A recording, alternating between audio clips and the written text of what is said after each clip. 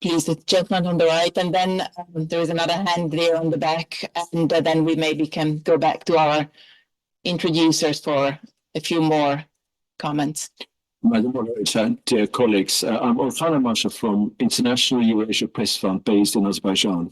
It's a great honor and privilege to be part of this Supplementary Human Dimension meeting.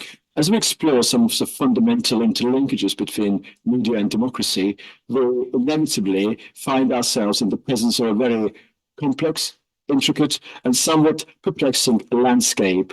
The contemporary digital age, bringing the inexorable rise of social media and other new technologies as its essential concomitant, presents us with great, absolutely fantastic opportunities and also perilously grave risks.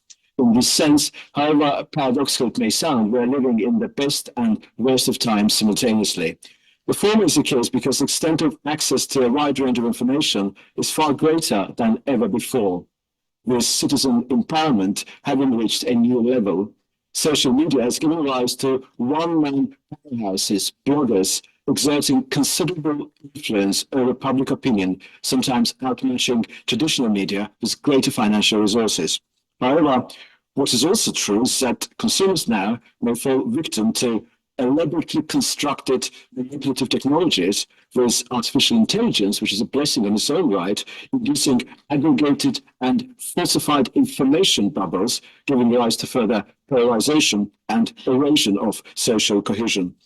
In this context, media literacy is perhaps not a panacea to this perplexing dichotomy, but it holds some of the key answers. In this sense, this concept should be viewed in two ways. On one side, a regulatory atmosphere within which the media operate should be conducive to their being reliable and accurate source of information, with pluralistic diversity observed, and on the other hand, the media literacy skills of those on the receiving end of the information should be enhanced, enabling them to distinguish facts from the deceitful simulacra of what may be called truths, and increasing resilience to mis- and disinformation. To put it in much needed simple terms, there is the source of the information and the recipient of the information should be media literate, with illiteracy evolving commensurately in both directions. Media literacy is also key in the context of war and conflict, in particular when long overdue peace initiatives have just gained traction. It has often been the case that at critical junctures, those desirous of deepening interstate animosities utilize powerful fear-mongering techniques, capitalizing on the absence of sufficient media literacy. Sadly, we have seen some examples of this in the OSCE region in general, and also in particular in the South Caucasus, where I'm actually coming from. What could be done in a practical sense?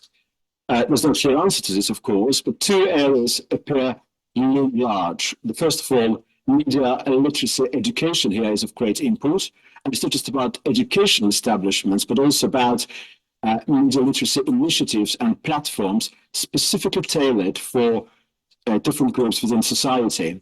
For example, in Azerbaijan last year in December, there was a media literacy week, which I think was a very good step in the direction, but more is to be done, of course. Secondly, the possibilities associated with modern fact-checking initiatives built upon the time-honored traditions of the classical media, classical journalism, in the shape of fact labs, are bound to be instrumental in countering dis- and misinformation. I thank you. Thank you very much. And I see a hand